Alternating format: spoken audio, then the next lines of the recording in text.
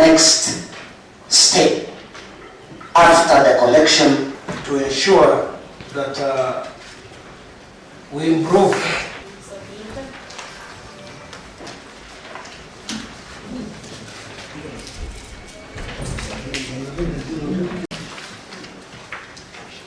motion.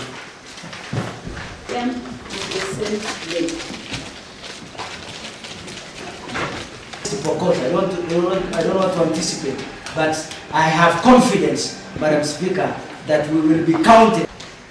For those of us who did not manage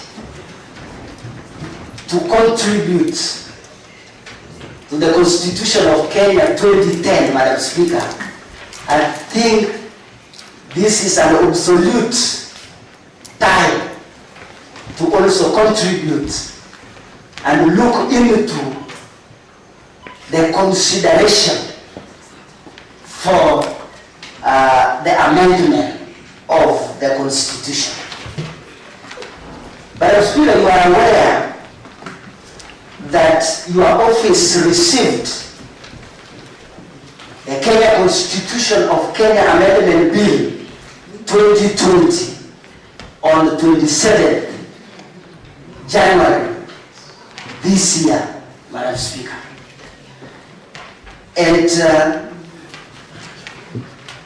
was received, Madam Speaker, when the parliamentarians were on recess, and as soon as the House resumed, Madam Speaker, you ordered that the House looked into this document. Mr. Speaker, with this current situation with our country economy, tax we are paying around 16%.